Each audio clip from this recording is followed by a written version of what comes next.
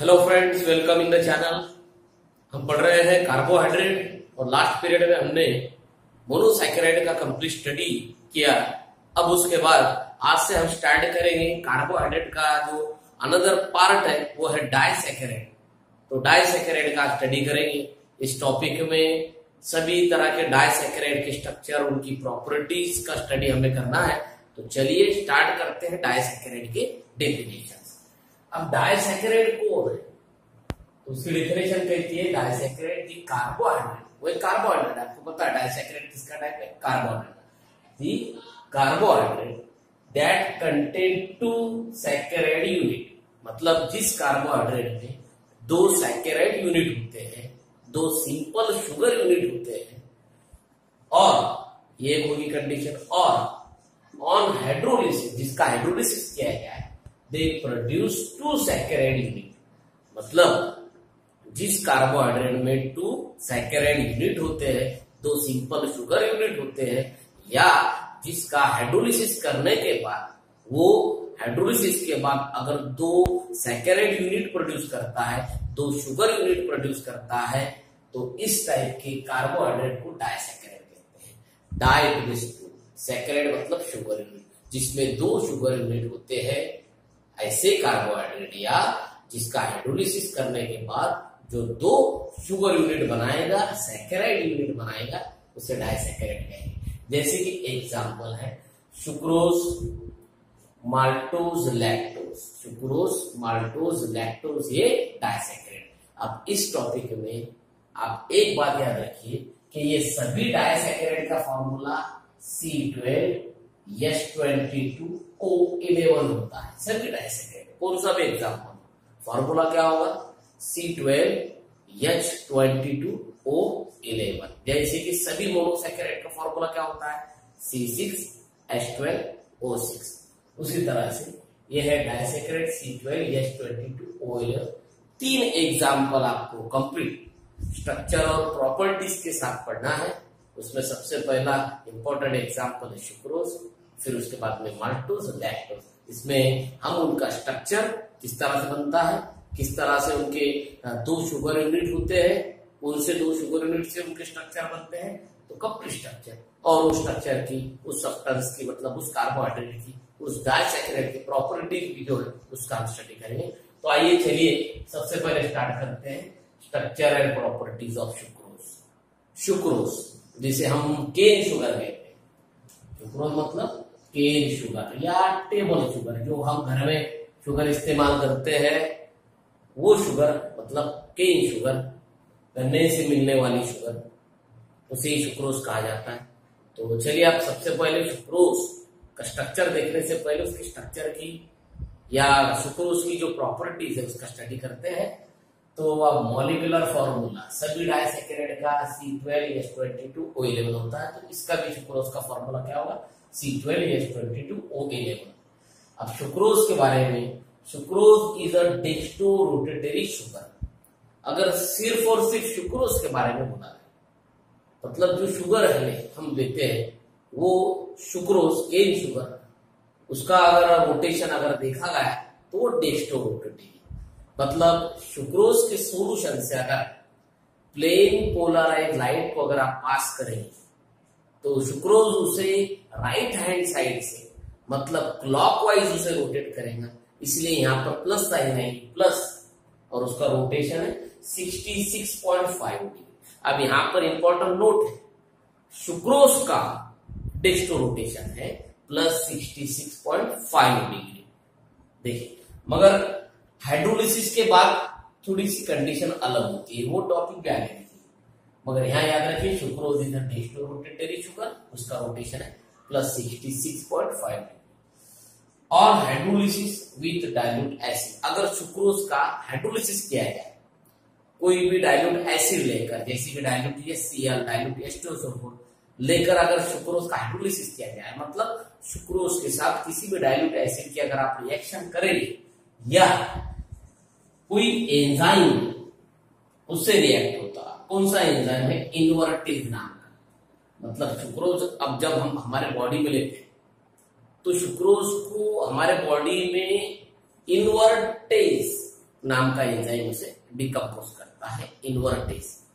तो एक तो डाइल्यूट एसिड से सुक्रोज का हाइड्रोलिसिस हुआ, या एंजाइम लेकर, इन्वर्टेड एंजाइम लेकर सुक्रोज का हाइड्रोलिसिस हुआ, तो क्या होता है, तो sucrose gives equimolar mixture, sucrose देता है इक्विमोलर, एक जैसा मिक्सचर। किन सब्सटेंस का एक जैसा मिक्सचर, तो उसका हाइड्रोलिसिस में से प्रोड्यूस होगा एक डी प्लस ग्लूकोज डी। आपको पता है ग्लूकोज का जो कॉन्फ़िगरेशन है, नोटेशन है, हम लिखते हैं कैपिटल डी, प्लस, प्लस का मतलब dextrorotatory, glucose D plus glucose. और दूसरा मॉलिक्यूल मिलेगा उसी तरह, उसी अमाउंट में, सेम प्रोपोर्शन में, ये है डी माइनस फ्रुक्टोज।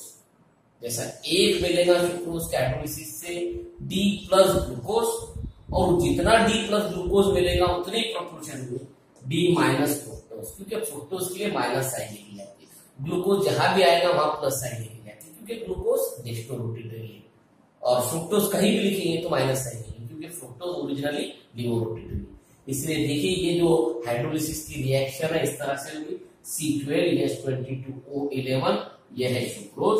सुक्रोज का हाइड्रोलिसिस किया गया इन प्रेजेंस ऑफ H+, मतलब एसिड, या इन्वर्टेज एंजाइम लेकर।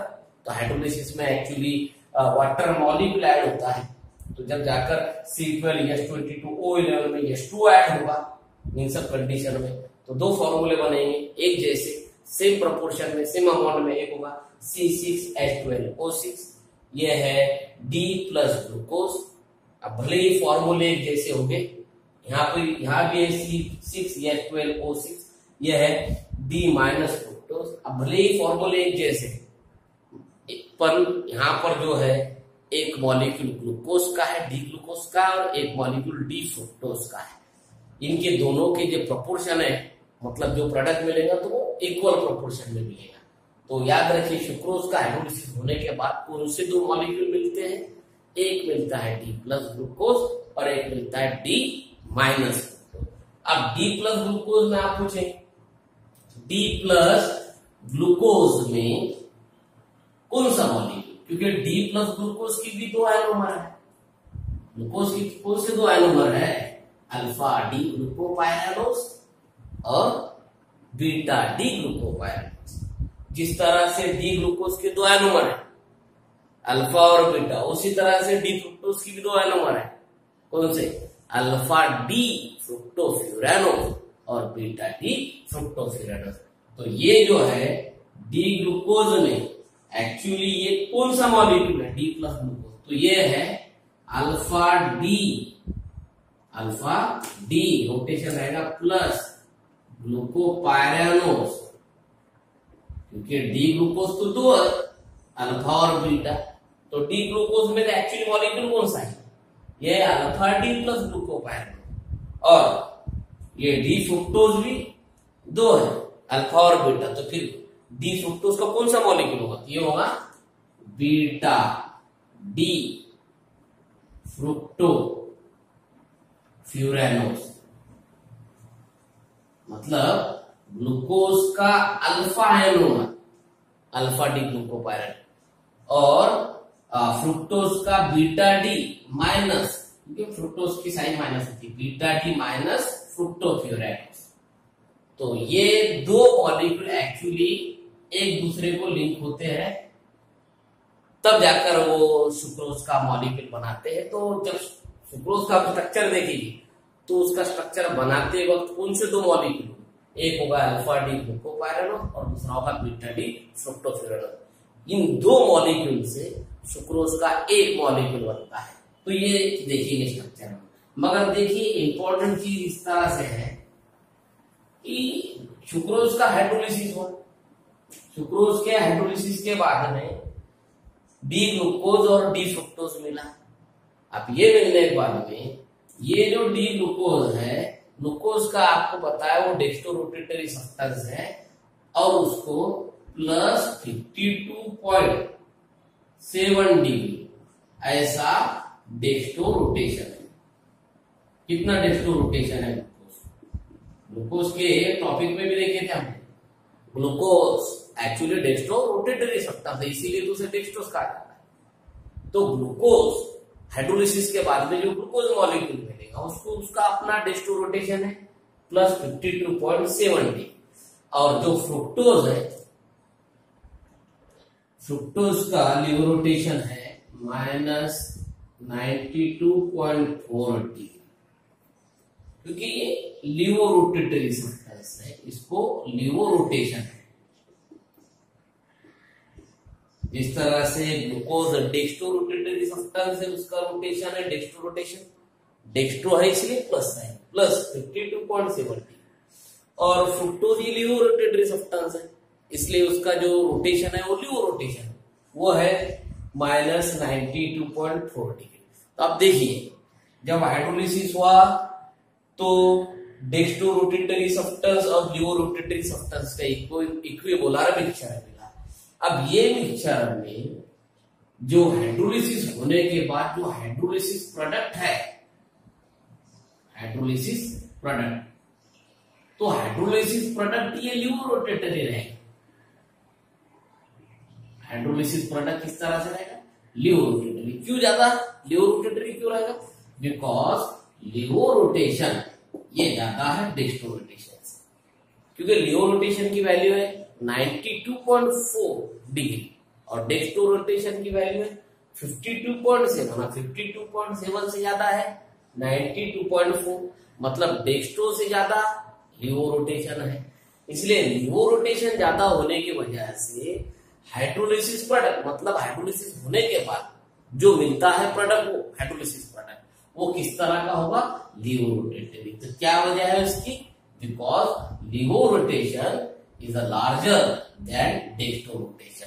तो अब यहां पर एक बात याद रखिए, सुक्रोज हाइड्रोलिसिस से पहले डेक्स्ट्रो रोटेटरी सब्सटेंस था, हाइड्रोलिसिस से पहले sucrose dextro rotatory plus 66.5 degree इतना सुक्रोज का खुद का डेक्स्ट्रो रोटेशन, मतलब हाइड्रोलिसिस से पहले प्लस 66.5 डिग्री। अब जब हाइड्रोलिसिस हुआ तो इक्विपोलर मिक्सचर मिला डी ग्लूकोज और डी फ्रुक्टोज का। अब ग्लूकोज जो है वो डेक्स्ट्रो रोटेटरी है और फ्रुक्टोज लिवो रोटेटरी, मगर फ्रुक्टोज का लिवो रोटेशन ये ज्यादा है ग्लूकोज के डेक्स्ट्रो रोटेशन से, इसलिए हाइड्रोलिसिस प्रोडक्ट जो मिलेगा, मतलब हाइड्रोलिसिस के बाद जो प्रोडक्ट मिला वो किस तरह से होगा? लिवो रोटेटरी। मतलब सुक्रोज हाइड्रोलिसिस से पहले डेक्स्ट्रो रोटेटरी है, मगर हाइड्रोलिसिस होने के बाद सुक्रोज लिवो रोटेटरी प्रोडक्ट देता है, इसलिए लिवो रोटेटरी कंपाउंड बनाता है। इसलिए यहाँ पर क्या होगा? रोटेशन चेंज होगा, इसलिए रोटेशन चेंज होना है, तो इसलिए इसे ये जो शुगर है सुक्रोज, इसे रोटेशन चेंज कर रही है, मतलब पूरी तरह से इन्वर्ट हो रही है, इसलिए इसे इन्वर्ट शुगर कहते हैं। सुक्रोज को इन्वर्ट शुगर कहते हैं, और ये जो रोटेशन चेंज हुआ इस प्रोसेस को इन्वर्जन कहते हैं। इस प्रोसेस को कहते हैं इन्वर्जन। रोटेशन कंप्लीट चेंज हो गया, पहले हाइड्रोलिसिस से पहले वो डेक्स्ट्रो रोटेटरी था और हाइड्रोलिसिस के बाद वो लिवो रोटेटरी होगा, मतलब यहाँ पे कंप्लीट जो रोटेशन चेंज होगा, इसलिए ये इन्वर्जन की प्रोसेस होगी और इन्वर्जन करने वाली शुगर इन्वर्ट शुगर। तो इस तरह से ये सुक्रोज का बिहेवियर है। यहाँ पर सुक्रोज का मॉलिक्यूल कौन से यूनिट से बनता है? Sucrose made up from, sucrose किससे बना? एक ग्लूकोज और एक फ्रुक्टोज। अब ग्लूकोज में कौन सा? तो कहा alpha D rotation plus ग्लूको pyranose. एक यूनिट कौन सा? हम कह रहे हैं ना कि सैकेराइड, डायसैकेराइड में कितने शुगर यूनिट होते हैं? 2। तो सुक्रोज भी डायसैकेराइड है, तो उसमें कौन से 2 शुगर यूनिट है? एक है अल्फा डी प्लस ग्लूकोपायरेनोस और दूसरा कौन सा? और उसमें है second and beta D minus fructofuranose. Sucrose molecule made up from 2 sugar unit, alpha D plus glucopyranose, एक और बीटा डी माइनस फ्रुक्टोफ्यूरेनोस। कहां से बनेगा? थ्रू C1 एंड C2, एक मॉलिक्यूल का कार्बन नंबर 1, कौन से मॉलिक्यूल का? अल्फा डी ग्लूकोपाइरेनोस का C1 मतलब कार्बन नंबर 1, और C2 किसका? बीटा डी माइनस फ्रुक्टोफ्यूरेनोस का C2। इनमें लिंकेज हुई, C1 C2 लिंकेज, दो मॉलिक्यूल लिंक हुए एक दूसरे से। कौन से लिंकेज से? C1 C2 linkage. C1 किसका? अल्फा डी ग्लूकोपाइरेनोस का। C2 किसका? बीटा डी फ्रुक्टोफ्यूरेनोस का। ये क्या हो गए? एक दूसरे को लिंक। ये लिंकेज को ग्लाइकोसिडिक लिंकेज कहते हैं। कौन सी लिंकेज? Glycosidic linkage. मतलब ये जो दो शुगर यूनिट एक दूसरे को अटैच है, वो कौन से लिंकेज से अटैच है? Glycosidic linkage. उसको इस तरह से लिखा जाता है, मतलब दो शुगर यूनिट ऑक्सीजन थ्रू जब अटैच होंगे, यानी बीच में उनकी क्या होगा? Oxygen atom single. ये सिंगल ऑक्सीजन एटम दोनों को जब ज्वाइन कर रहा है तो इस तरह की ईथर जैसी लिंकेज बन रही है। एक्चुअली ईथर जैसी ROR मतलब कार्बन ऑक्सीजन कार्बन। इस तरह की ये जो लिंकेज, ईथर लिंकेज जो है उसे ग्लाइकोसिडिक लिंकेज कहा जाता है। तो ये ग्लाइकोसिडिक लिंकेज से एक दूसरे से अटैच होते हैं, तब जाकर एक सुक्रोज का मॉलिक्यूल बनता है। तो सबसे इंपॉर्टेंट चीज क्या याद रखनी है? सुक्रोज में कौन से दो सैकराइड यूनिट होते हैं? सुक्रोज में एक होता है अल्फा डी प्लस ग्लूकोपाइरेनोस, दूसरा कौन सा होता है? Beta D minus फ्रुक्टोफ्यूरेनोस।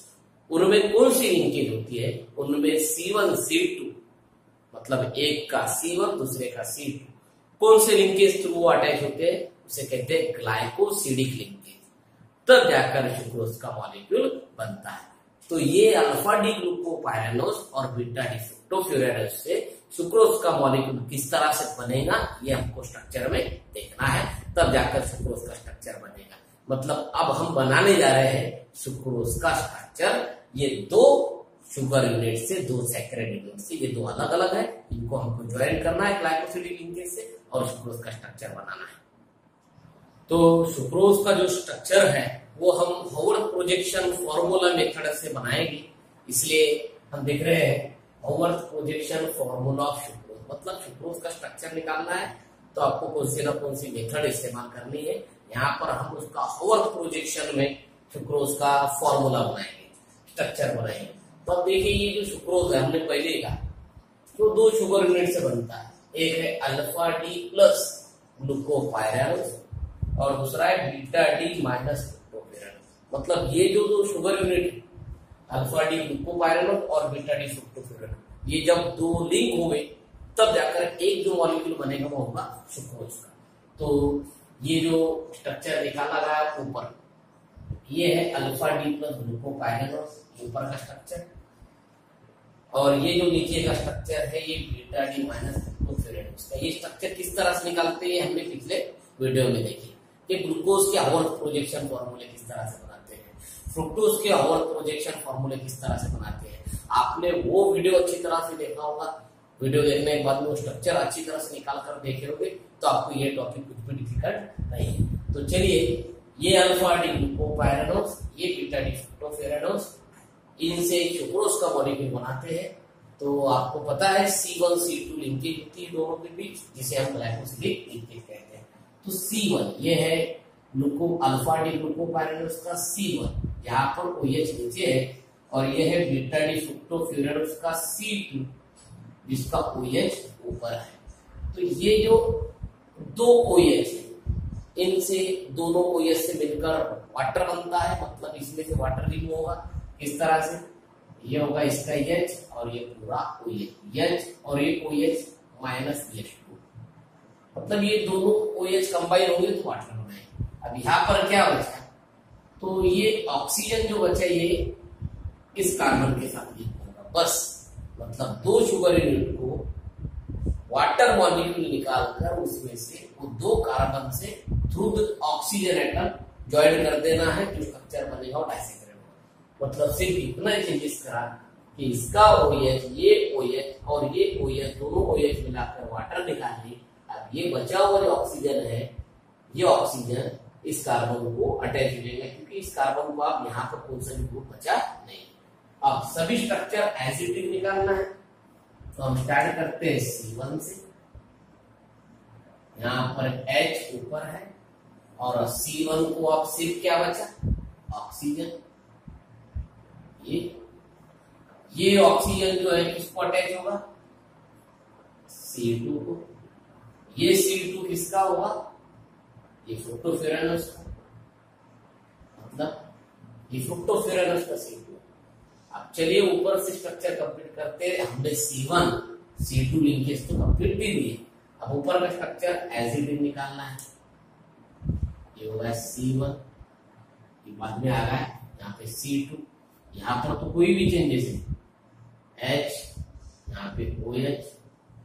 अब बाकी पूरे स्ट्रक्चर पर कोई चेंजेस नहीं करना है। थर्ड पर OH H, फोर्थ यहाँ पे भी OH H, बाद में ये कितना नंबर है, 4। अब आएगा फिफ्थ में H, नंबर 6 का CH2OH, ये 6 नंबर होता है। और ये है फिफ्थ थ्रू दी ऑक्सीजन, ये कनेक्ट होता है C1। ये होगा हमारा कंप्लीट एक मॉलिक्यूल ड्रॉ। इस मॉलिक्यूल को थ्रू आउट दी ऑक्सीजन नीचे के मॉलिक्यूल से आपने कनेक्ट किया, तो नीचे का मॉलिक्यूल बनाएंगे। ये थोड़ा सा इसको ब्रॉड करता हूं, नीचे की तरफ लेता हूं। ये होगा C2। अब C2 को बाद में क्या बचा, ये CH2OH, बिकॉज ये C1 है। और बाकी स्ट्रक्चर एज इट इज। यहाँ पर C3 है, C3 को ये OH H, बाकी कहीं भी चेंजेस नहीं करना है, आपको चेंज करना है सिर्फ C1 C2। यहाँ पर पहुंच गए C4 में H ऊपर की तरफ, OH नीचे। आते हैं C5 पर H, CH2OH,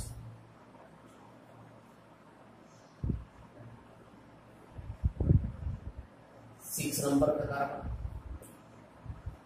अब C5 कनेक्ट होता है